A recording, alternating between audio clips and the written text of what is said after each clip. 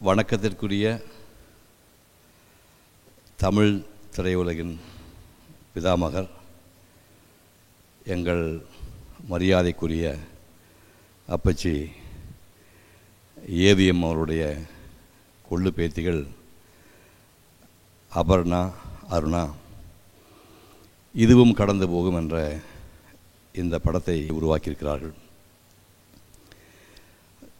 2000 சித்தி என்று ஒரு தொடர் நான் செய்தேன்.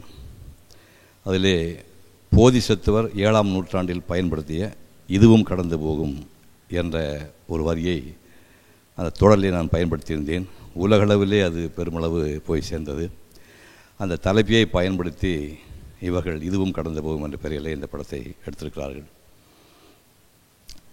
பாரதி சொல்கிறான், காதலினால் மானுடருக்கு கலவி உண்டாம், கலவியிலே மானுடருக்கு கவலை தீரும், காதலினால் மானுடருக்கு கவிதை உண்டாம், கானம் உண்டாம், சிற்பமுதல் கலைகள் உண்டாம், ஆதலினால் காதல் செய்வீர் உலகத்தீரேன்னு சொல்கிறான்.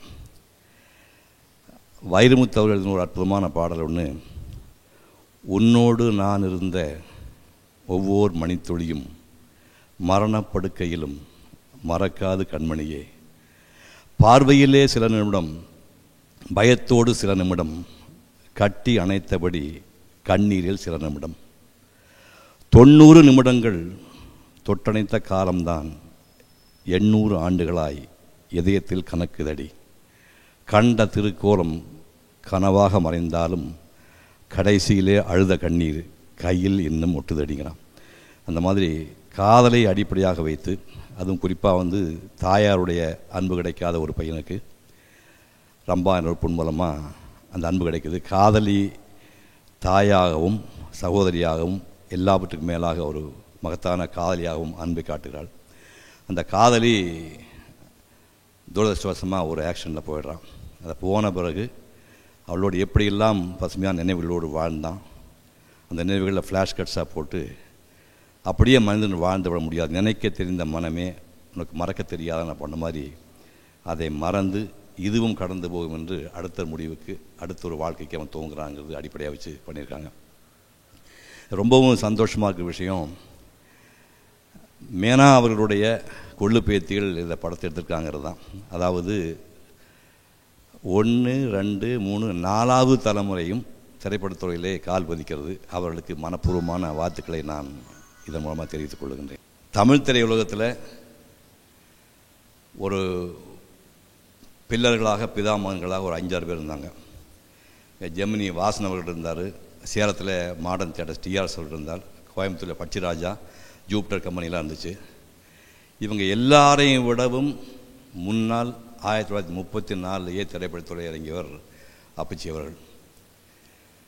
ஒரு படம் எடுத்து தோல்வி அடைஞ்சால் துண்டை காண துண்டியை காண விட்டு ஓடி போயிடுவாங்க. அப்படி அல்லாமல் ஒரு படம் அல்ல, 2 படம் அல்ல, 3 படம், அல்லி அர்ஜுனா, ரத்னாவளி, நந்தகுமார் 3 படமும் ஃப்ளாப் ஆகும்போது ஏன் ஃப்ளாப் ஆச்சுன்னு கண்டுபிடிச்சி அதுக்கப்புறம் தொடர்ந்து பூகைலா, ஸ்ரீவள்ளின்னு வரிசையை ஆரம்பித்து வெற்றி படங்களாக குவிச்சவர். இன்றைக்கி 60 ஆண்டுகளுக்கு மேலே ஏவிஎம் நிறுவனம் இருக்குதுன்னு சொன்னால் உலகளவில் அபூர்வமான ஒரு நிறுவனம்.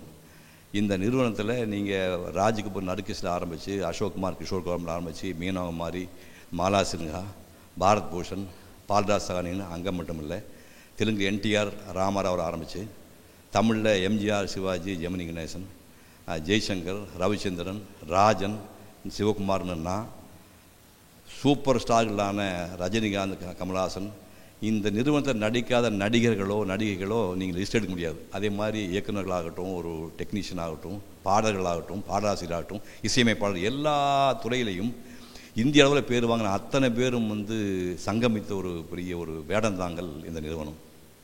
இந்த நிறுவனத்தில் 4வது தலைமுறை பட்டு போகாமல் மீண்டும் அந்த திரைப்படத்துறையிலே கால் பதித்து இந்த குழந்தைகள் மேனாவுடைய பெயர் எடுக்கின்ற வகையிலே மாபெரும் வெற்றி பெற்று மேனாவுடைய திரும்பவும் நினைவுபடுத்துகின்ற வகையிலே மகத்தான படங்களை உருவாக்க என் வாழ்த்துக்களை தெரிவித்துக் கொள்கின்றேன்.